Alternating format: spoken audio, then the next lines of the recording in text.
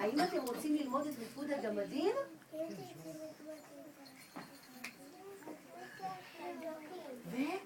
והגמדים התחילו לרקוד.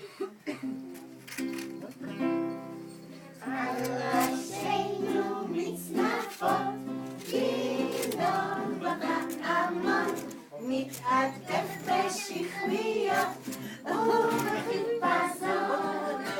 נמהר אל המקרה, שם נחצוב יהלומים, טיש טיש טיש בפטישים ושירה גמדים. דין דנדון זה ריקוד הגמדים, אצבעות ועקבים פוצם רומים. דין דנדון נסתובב לחוקידה. אתם עומדים גמדים והילדים יושבים. מה נחמד ומה נעים לכל גמד וגמדה, אם בלילה אפלה גדעון מאששי, מנגן מאחורה כאורח מיני, כל גמד אורח קטן ויחדיו האור גדול.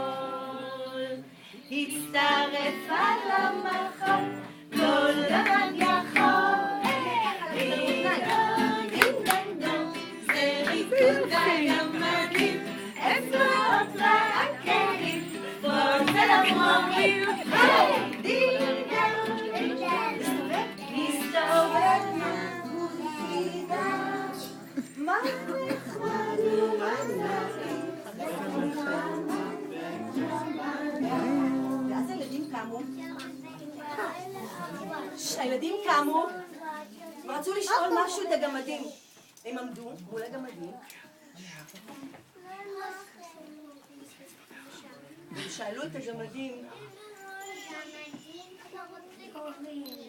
אולי תרדו איפה שמן המאור. והגמדים אמרו להם, עמוק, רק צריך לחפור.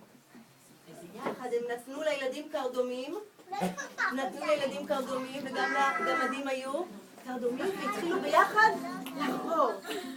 דימדם, ליבידידם, לכל אחד קרדום קטן, ויחדם לחפור נמצא את גן האור.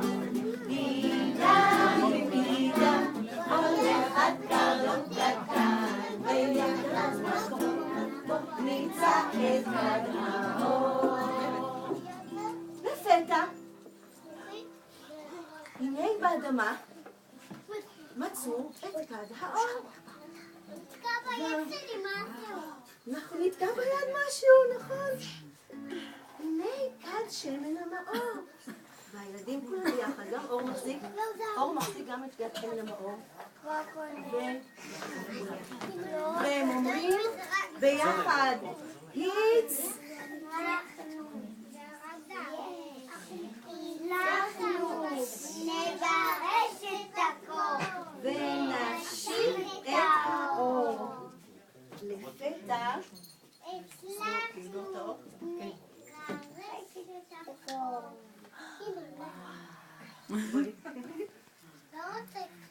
כן, נפלו לה. בדיוק כשמצאו את הכד, קרה דבר מוזר. ראו פס של אור בחשיכה. והילדים אמרו, מבקש משלל.